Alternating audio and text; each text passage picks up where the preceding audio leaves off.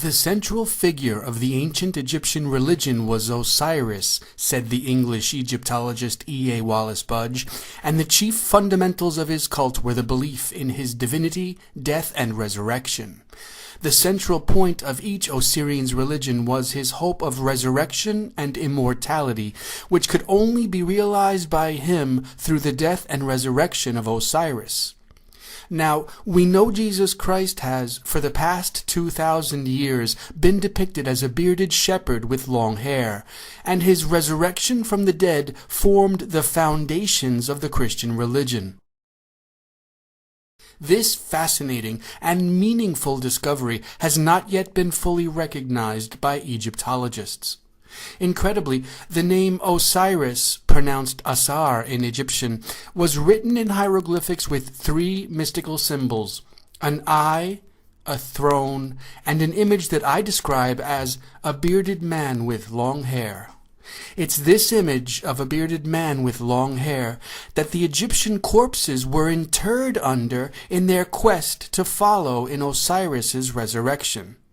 That's to say, the Egyptians practiced a complex funeral ritual that was designed to convert the corpses of the deceased into an Osiris.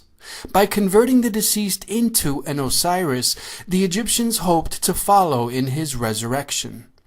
Converting the bodies of the deceased into an Osiris involved a number of funeral practices. For example, the Egyptians added the name Osiris next to the name of the deceased in the funeral scriptures. So, in the pyramid texts, the Book of the Dead, and the coffin texts, the dead's name was coupled with the name Osiris. Another example is mummification. By mummifying their dead, the Egyptians were converting the corpses of their deceased into the mummified Osiris.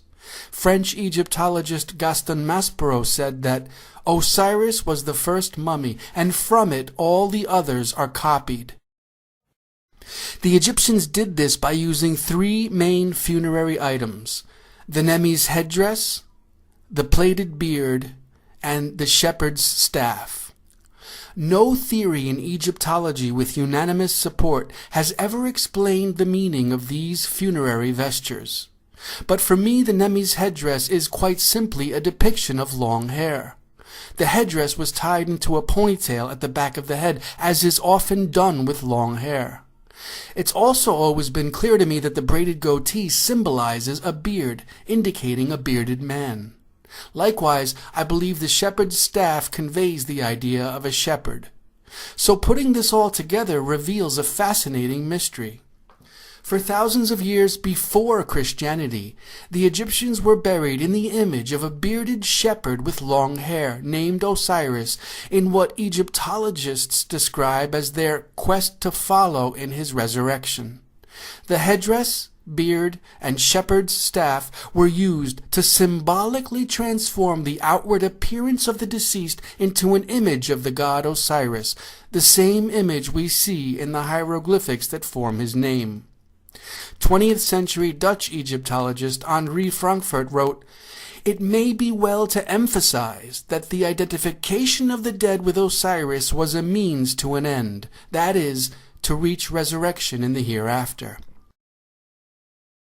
In other words, Osiris was a personification of the higher self or inner soul. The 20th century philosopher Rudolf Steiner wrote, "Man becomes perfect when he lives as an Osiris." In this way, the Osiris myth receives its deeper significance. It becomes the example of a man who wishes to awaken the eternal within him. By going to their graves in Osirian form, the Egyptians were symbolizing their union with the soul within, or Osiris within themselves. It's what esoteric Christianity calls the Christ within. Writing in 1922, Belgian researcher Maurice Maeterlinck wrote a fitting explanation. This deification, this Osirification of the soul of the upright man has always astonished the Egyptologists, who have not grasped its hidden meaning and have not perceived that the soul was returning to the Vedic nirvana of which it is merely the dramatized reproduction. The basis of the Egyptian religion is really the same as that of the Vedic religion. Starting from the same point of departure in the unknowable, it's the worship of and the It was all Egyptian. The patriarchs and the gods are interwoven together. Israel means Ra's God. What I'm about to show you is from Living in Truth, Archaeology, and the Patriarchs, otherwise known as the true story of the gods. Jesus was a major convergent point, but more than anything else, he was based on Osiris, who was Dionysus and Tammuz. An effeminate and moral character, the Bible punishes Jesus by denying him any kind of sex life or love interest. Sure, there is a crafted story of him with Mary, but that doesn't really go anywhere except as known fiction. Turns out the reason is twofold. One was to make him a sacrifice without blemish and to discourage the kind of sexual cults of those gods, but it also alludes to the reason he was made to become a sacrifice in the first place. The author crafts a story about Set and Thoth conspiring to kill Osiris based on the judge Ra giving the command before supposedly he raped the goddess. But Osiris was so popular and considered upright that it led to Ra being found guilty of a premature judgment based on circumstantial evidence, and Ra went into exile. The Jesus character has also been convicted of a crime based on inconclusive evidence. First by my teacher, the priest, I ate you before you see why, and later by my own reasoning, that of being the mastermind behind the beheading of John the Baptist through his disciple Salome. Whether he was guilty or not, he would have been assumed to have been guilty and thereby fled town. What really annoys me is that Jesus says about John the Baptist that he was the most righteous among men, and Jesus needed to be baptized of him, and that he was the prophet Elijah, and yet mocks him, saying the least who gets into heaven is better than him. This we understand to be a difference of opinions, because Osiris and the Osirians are the same as the Vedic Gnostic and Buddhist. They are trying to return to heaven. Egyptians mummified millions of animals and believed in becoming stars in the afterlife, which in the Christian world becomes angels. Stars and angels are often used interchangeably. Osiris was also called Asar. So they become stars, Asars, angels. They become a mummified Osiris. But that's not true salvation, Jesus. Isaiah 65 is true salvation. The meek shall inherit the earth. We are here to perfect this life. We do not return to the canvas. We are the painting, the masterpiece. But right now the painting is ugly because the wicked seize the kingdom of heaven by force.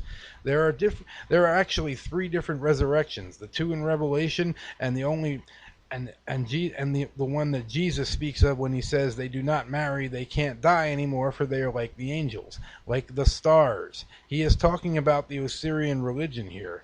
I am as God made me to be, and after a lifetime of learning how to be right with him and everything else about life, I do not want to float around as a star all day. Sorry, Osiris, but your paradise is kind of lame.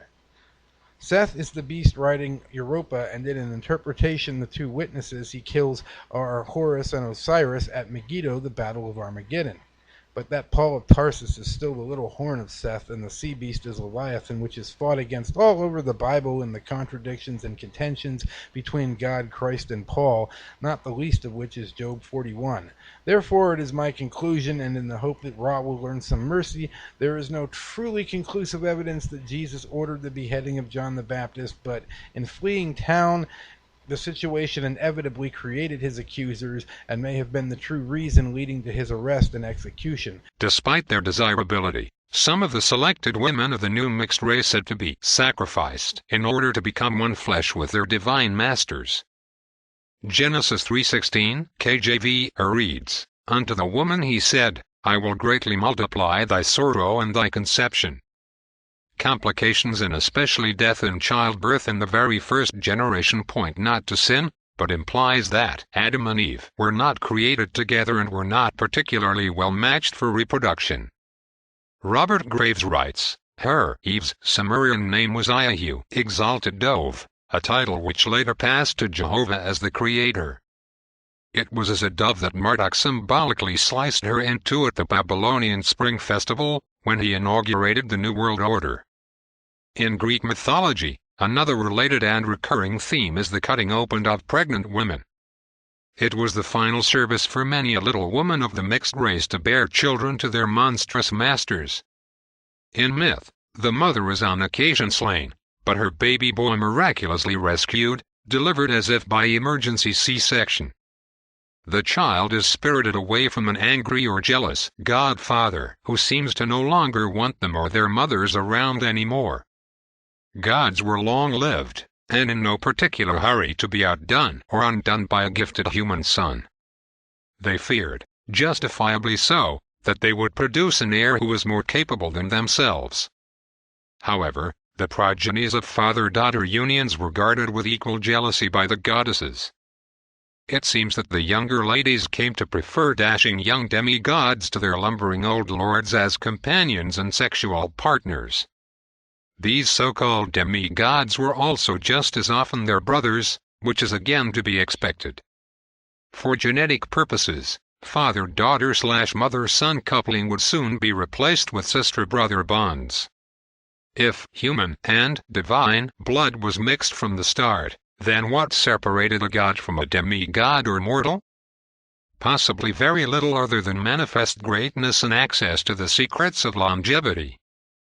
Prospective gods and goddesses appear to have been subjectively judged, favored, based on an optimal mix of best qualities from both genetic lines. Membership of the Greek and Mesopotamian pantheon was limited to only 12 at any one time, and included a balance of gods and goddesses. If one god or goddess expired or relinquished their post, another could be initiated. However, transfer of power was not peaceful. Each new generation of the mixed race proved to be more vital than the previous one. This points again to a program of genetic reconstitution and the goal of achieving an ideal admixture. However, the process depended on inferior elder gods and goddesses yielding to superior but younger ones. Conflict was inevitable. One such prodigy was Adonis, the Lord, who was born to King Senira's plaintive cry by his beautiful daughter Smyrna, c. When Senira's learned that he was the father, he took his sword and split her in half. However, baby Adonis popped out and was claimed by Aphrodite.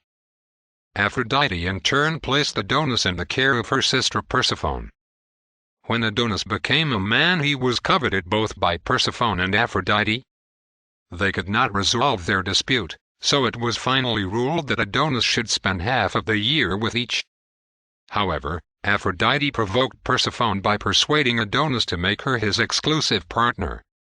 Aphrodite also alienated Apollo by blinding or killing his son Erymanthus, because Erymanthus had made unwanted sexual advances toward her. Apollo and Persephone, having a mutual grudge against Aphrodite, appealed to Ares. In response, Ares took the form of a boar, Apollo, and gored Adonis to death. In other traditions, Apollo is explicitly named as the killer of Adonis. In the Egyptian version of the story, the role of Apollo is played by the belligerent god Set, whose thoughtless aggression is on occasion compared to the wild pig. Moreover, when Seth, also known as Set, murdered his rival Osiris, he was said to have had 72 accomplices. This implicitly identifies the god Re as having an indirect role in the act. In the Book of the Dead, Re has 72 names. For most of the pharaonic period, Re was worshipped as the supreme god in Egypt. Therefore, it is not surprising that his role in the death of Osiris would later be disguised. After the death of Osiris, Re mourned for 7 years. Chini-Ras, meaning plaintive cry, and Res, warrior, are both easily identified as Greek aliases of the Egyptian god Re/Re. As with Adonis, Osiris is thought to have been the son of Re by his own daughter or granddaughter, and not the true son of Geb. The name of Erymanthus, son of Apollo, is an obvious transliteration of Iremanthu, heir/eye of Monte/Set. Persephone, bringer of destruction, is the Egyptian goddess Nephthys, and the Canaanite Anat, destroyer. Aphrodite is the Egyptian goddess Isis, also known in Canaan as Asherah and in Mesopotamian as Inanna/Ishtar. In Egypt, the murdered Osiris was remembered as the god who had taught them to train vines to grow on poles. Osiris, along with Geb, is credited with inventing wine and beer. Naturally, Osiris was greatly celebrated for this. The Greek counterpart of Osiris in this regard was Dionysos, god of wine. Dionysos, son of the supreme god Zeus and Semele, moon, was a horned child crowned with serpents. G. This is a clear indicator of his privileged status within the line of serpent kings. As an infant, Dionysus was mutilated and then boiled by order of Queen Hera. However, attacks on expectant mothers may represent something other than infanticide. If a divine baby was too large to be delivered vaginally, then there may have been no other choice but to sacrifice the mother in order to save the child. This would of course have been a very bloody ordeal and may have been construed later as a hate crime against mother and child. It would also have required sterilization and treatment of the newborn. The abuse Dionysus suffered was evidently not intended to kill him, but to save his life. He was resuscitated by his grandmother Rhea, who then placed him in the care of Persephone, as was Adonis. As a further precaution against rivals, Persephone arranged for him to be cloistered among women and raised as a little girl. Upon reaching manhood, his identity was discovered by the jealous Hera, after which he traveled abroad and led military campaigns. As he did, the art of winemaking was spread from Egypt to India along with his fame. Michael Astor wrote, "No Greek god had so many names and surnames as Dionysus, whom Sophocles he called thou of the many names." In addition to Adonis son of Cinyras mentioned above, he was also called Actaeon son of Aristeos the best, Act son of Danaus the judge, and Pentheus Grief son of Actaeon the serpent man. Other common names of Dionysus were Basarus, Bacchus, Iachos, Zagreus, Orpheus, Orion, and Euphemos. Almost all of these names have meanings that allude to his divinity and tragic death. K. Outside of Greece, Dionysus was known by many more names. We have already mentioned Osiris, Sir/Isar, in Egypt. In Babylon, he was known as Cyrus, the god of wine, and as the dying god, Dumuzi. In Phoenicia, he was called Eshmun and Attis. In the Old Testament, Dionysus is variously called Tammuz and Rimmon. The dismemberment and reconstitution of Dionysus occurred when he was an infant. As an adult, Dionysus did not die but ascended to heaven to be at the right hand of the father Zeus. With the advent of Adonis Dionysus and his generation, the distinction between gods and men becomes less clear. Egyptian Osiris and Mesopotamian Dumuzi were considered fully divine. However, in Greek legend, Adonis was a mere mortal.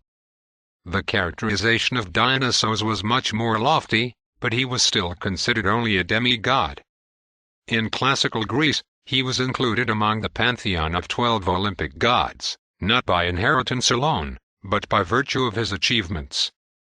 In the book of Genesis, all of the gods are instead demoted to the status of patriarchs, and were not especially venerated even as such. The goddesses were scarcely mentioned at all. Dionysus had the favor not of one goddess but two. This undoubtedly was a factor in his greatness, but also led to his demise. Dionysus was trapped in a classic love triangle.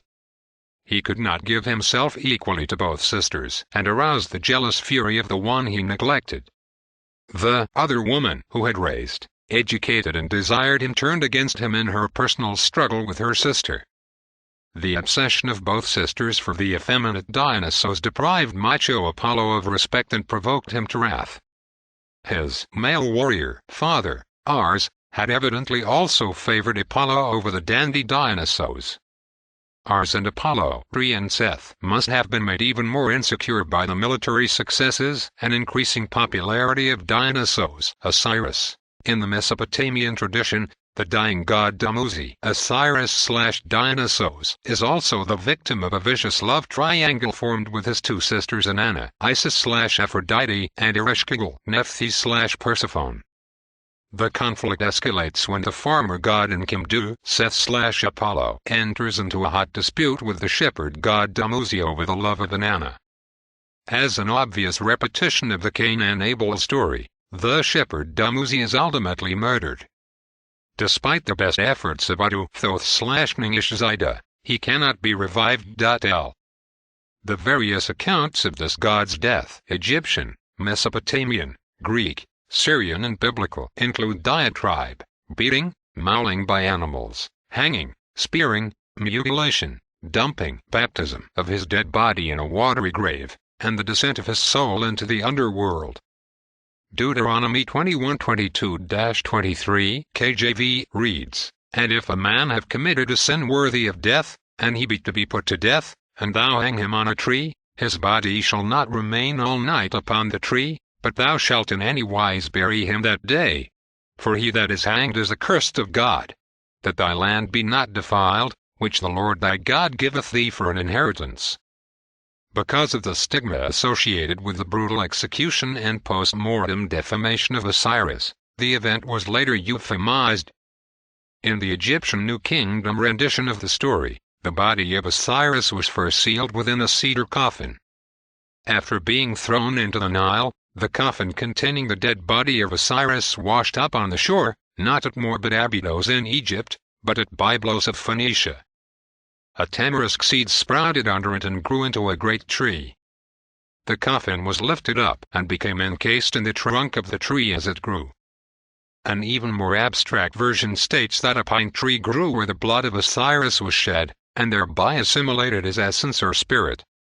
In these later tales, the dead body of Osiris was not directly exposed, but hidden in a wooden chest or within the trunk of a tree. The tree of Dionysus was also the straight-trunk pine.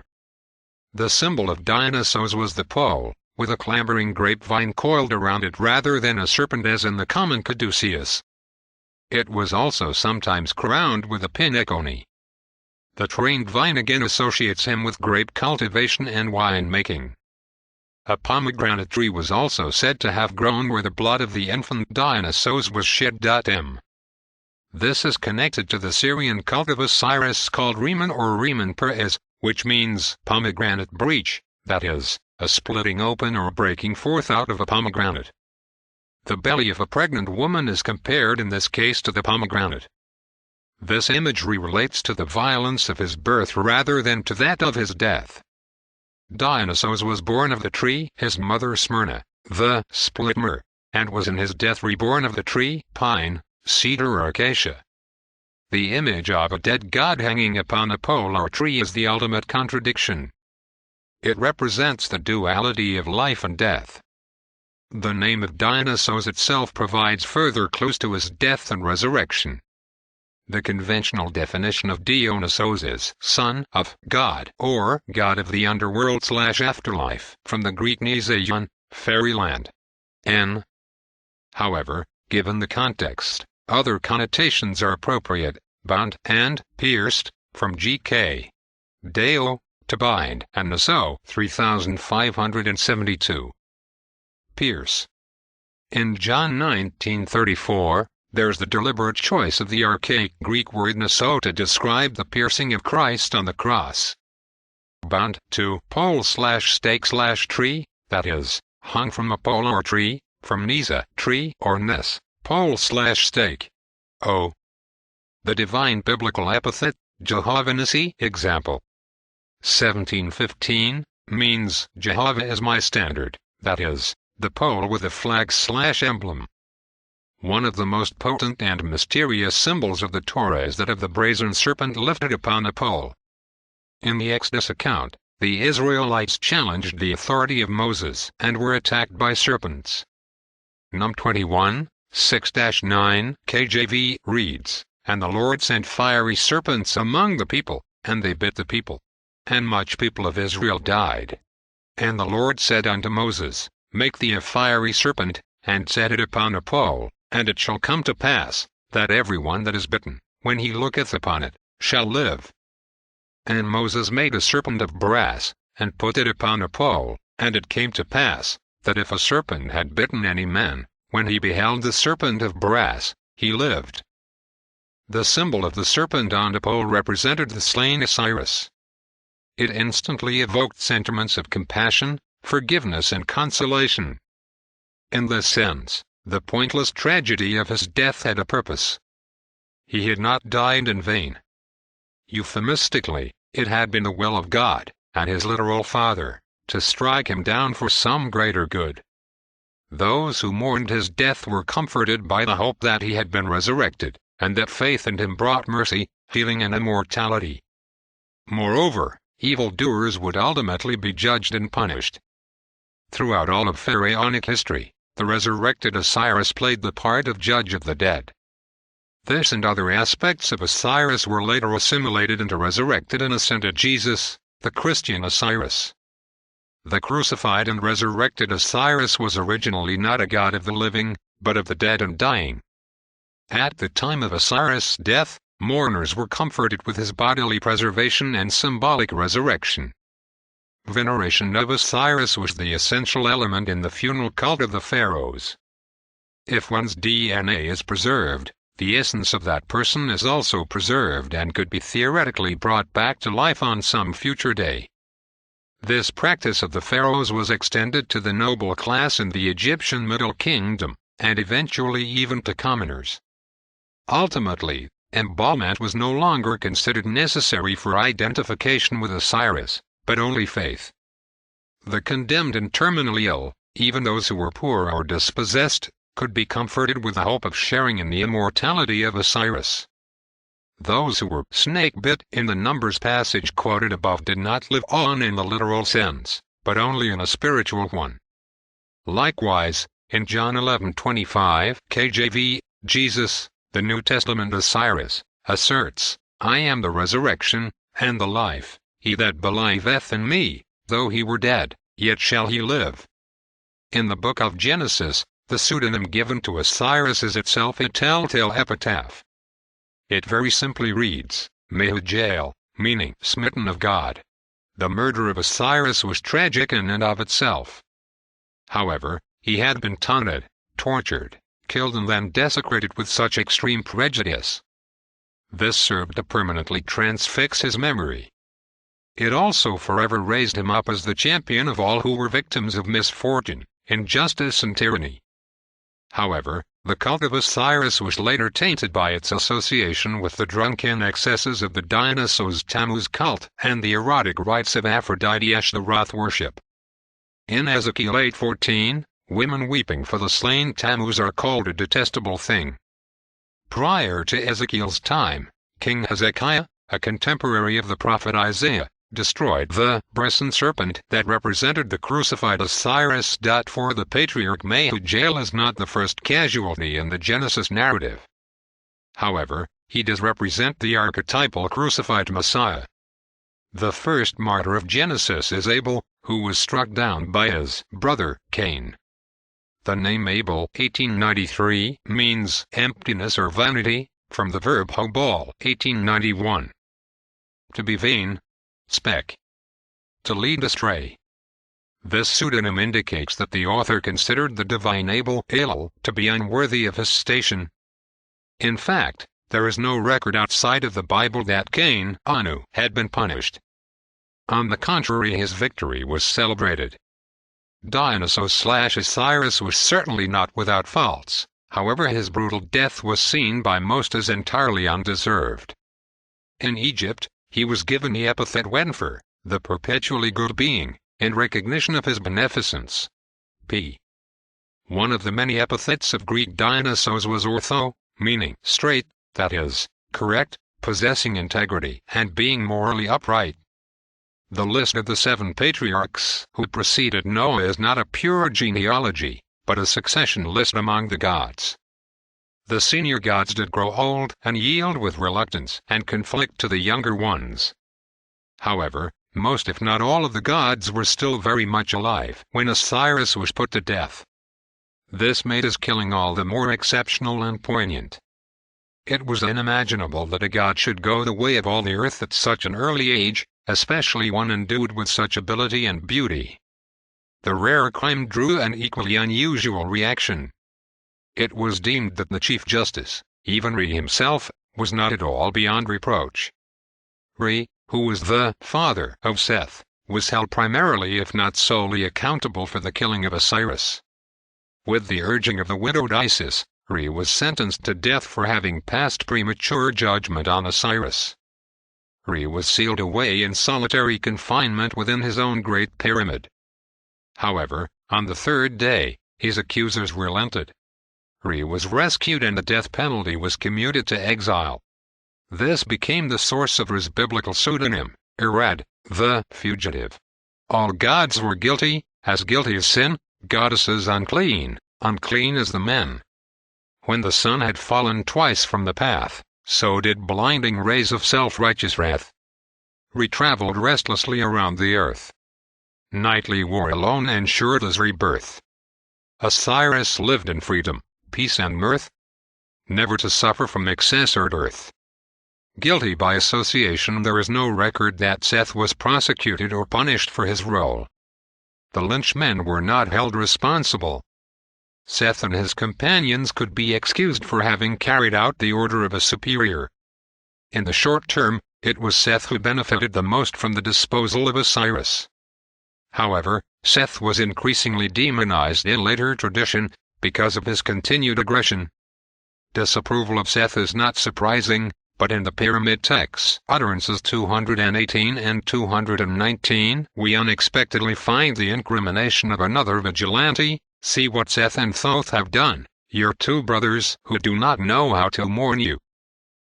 O Seth, this one here is your brother Osiris, who has been caused to be restored that he may live and punish you.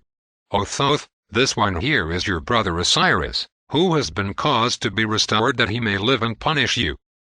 Joseph Castor writes, this is one of the few references to Thoth as another brother of Osiris and an accomplice of Set. In most other texts, Thoth is not a villain, but the scribe and attorney of the gods and the executor of their decrees.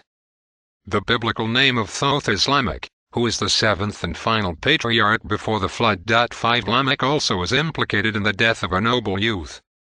Genesis 4:23-24 KJV reads, And Lamech said unto his wives, Adah and Zillah, hear my voice. Ye wives of Lamech, hearken unto my speech. For I have slain a man to my wounding, and a young man to my hurt. If Cain shall be avenged sevenfold, truly Lamech 70 and sevenfold. Based on the testimony of the pyramid texts, the young man or youth killed by Thoth, Lamech, was certainly Irad Mehujael. But, did Thoth kill in self-defense or out of slavish obedience? Was his act motivated by jealousy or retaliation?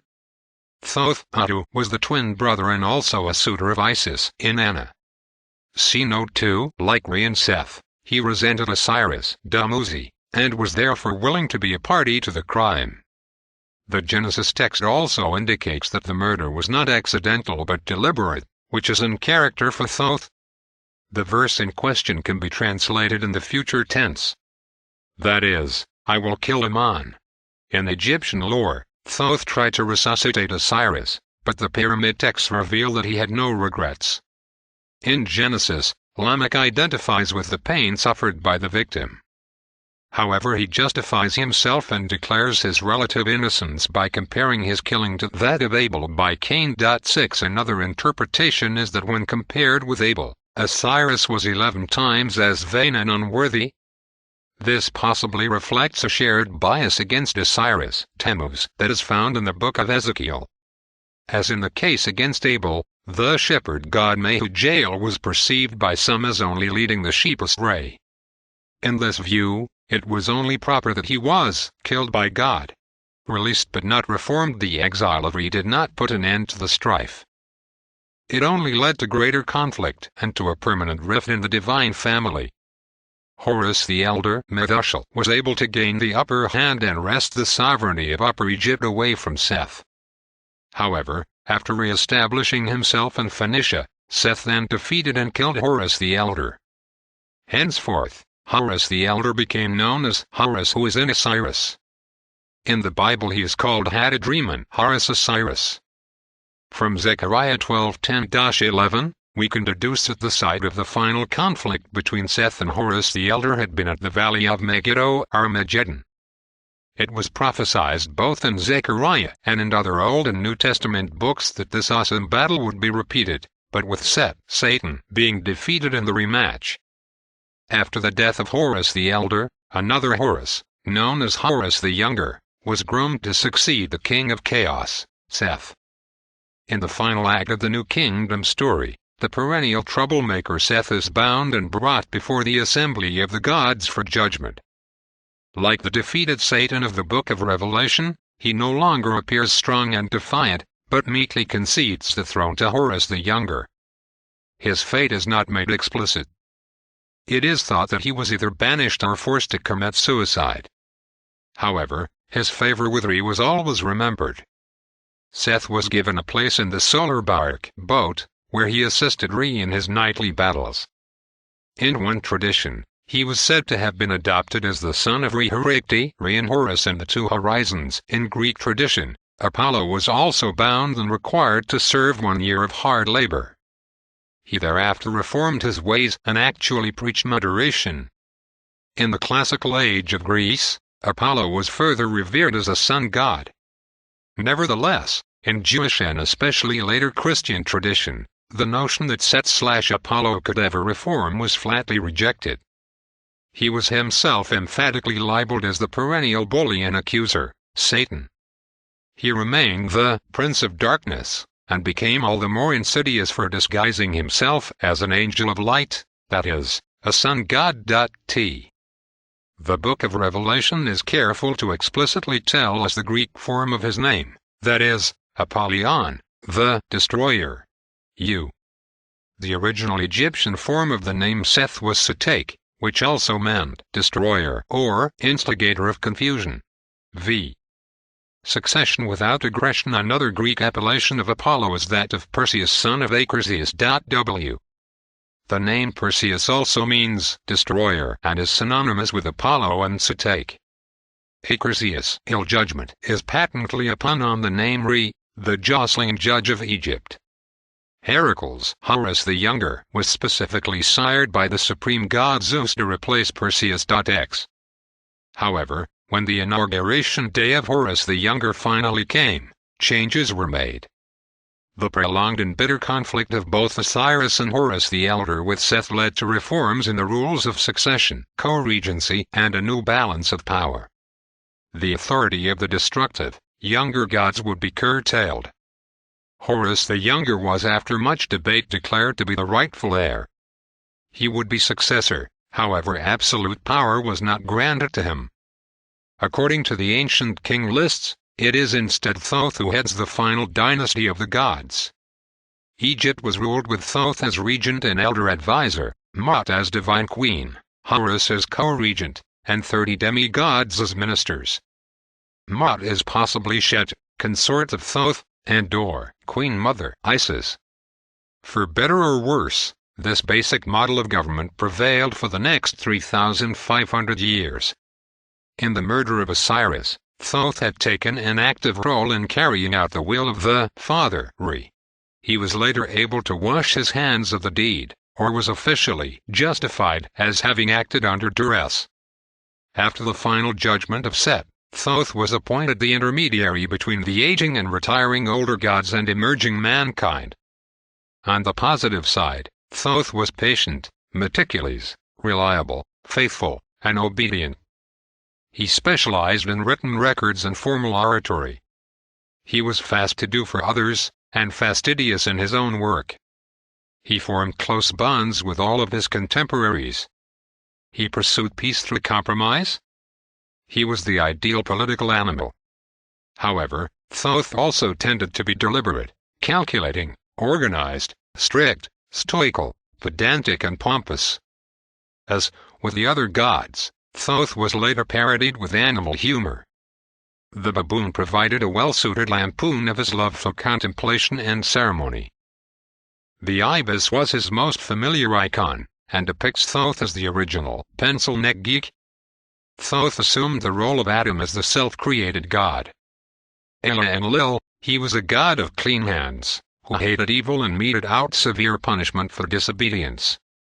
From Te he learned genetics, medicine, magic, and mischief. Like Geb, he excelled in the knowledge of plant life and nutrition. Thoth became a master of astronomy and mathematics in the manner of Seth. He was the constant companion of Re and became known as his very heart and tongue. In other words, he spoke for Re and did much of his thinking. In his later years, Re was alternately indecisive and arbitrary and couldn't seem to function at all without the wise counsel of Thoth.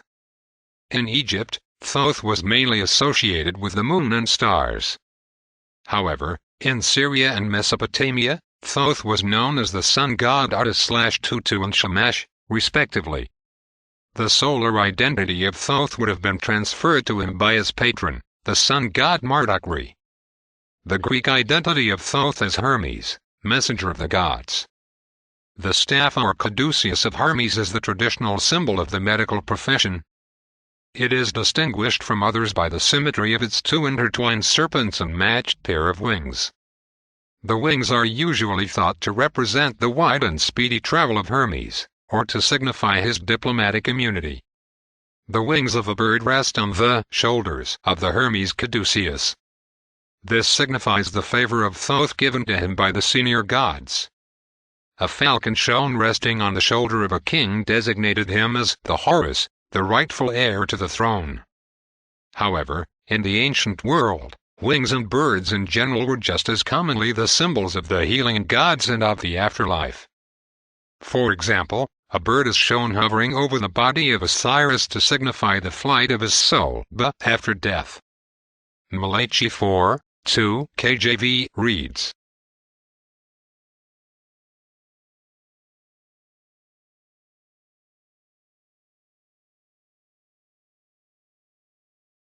"But unto you that fear my name shall the Son of Righteousness arise with healing in his wings." The intertwined serpents of the Hermes caduceus were inherited from the iconography of Enki/Ta, and represented both life and healing in a genetic sense. Resurrection from the dead was the ultimate form of healing, which under certain circumstances Thoth was said to perform. Osiris was too badly damaged for Thoth to revive in a literal sense. However, the mummification process was intended to preserve his essence, that is, his DNA, for millions of years. One of the identities of Hermes/Thoth in Mesopotamia was as the fertility god Ningishzida. This name has been variously translated as Lord of the Upright Pole or Lord of the Tree of Life, that is, Master of the Genome. The emblem of Ningishzida was the same as that of Enki, the intertwined copulating serpents. Thoth excelled not only in medication, but also in mediation. Applied to Hermes/Thoth, the dual serpents represented the synthesis of diametrically opposed forces, and to the healing of relationships through arbitration. The bird of prey and the snake were natural enemies. The snake eats the eggs of the bird. The bird of prey eats the snake. Yet, even they seem to be reconciled in the emblem of Thoth/Hermes. The seventh of seven gods in Greek legend, Hermes was celebrated for his musical ability and inventiveness. He is also credited with devising the musical scale C. The common musical scale is that of 7 distinct notes that repeat in octaves. The reign of Thoth also represented the fulfillment of a grand cycle. Thoth was not the first note of a new cycle, but the seventh and final note of a completed scale. The number 7 is the biblical number of completion, and is emphasized in the narrative of Lamech. He is said to have lived 777 years. Thoth was the final patriarch before the flood, which signaled the end or completion of an age. In the book of Genesis, Thoth, Lamech, is the seventh patriarch in the line of Adam. This was made possible by removal of the god Seth from the succession list. Lamech was to be avenged 77 times, if killed in retaliation for helping Seth murder Osiris.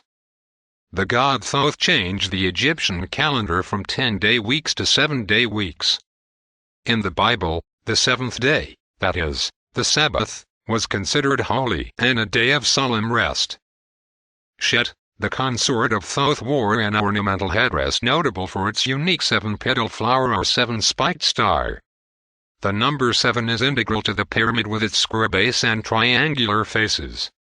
The Great Pyramid also embodies the number pi, which is closely approximated with whole numbers by the ratio of 22 divided by 7. Thoth was made the final custodian of the Great Pyramid. The Greek name Hermes means cairn, or pillar, that is, a monument or a heap of stones. As a fertility god, Thoth was called by the name of Men in Egypt. The Egyptian word Men also means monument, as in the name menu, most glorious of monuments. Abe. The symmetry, serenity and solemnity of Thoth's character are misleading. The world he ruled was becoming an increasingly hectic place. Genesis 6:5-11 KJV states, "The wickedness of man was great in the earth, and every imagination of the thoughts of his heart was only evil continually. The earth also was corrupt before God, and the earth was filled with violence." Maintaining control was a Herculean labor, even for mighty Horus the Younger. However, Thoth, Hermes, and the other gods already realized that it didn't really much matter. The end of the age was at hand. It was no time for piety or for sobriety. The plan of the day was, eat, drink and be merry. For tomorrow we die. The god Enlil had opposed both the making and the educating of man. Yet, an even greater sin in his eyes had come next. The cursed creatures became one with their blessed begetters. Enlil was enraged at this evil and determined to put an end to it. The coming flood provided the perfect opportunity. The other gods, especially Enki, did not share the sentiment or sentence proposed by Enlil. Nevertheless, as senior god, Enlil pulled rank and imposed his will. Although a difference of opinion among the gods was to blame, it was their children who ultimately bore the shame.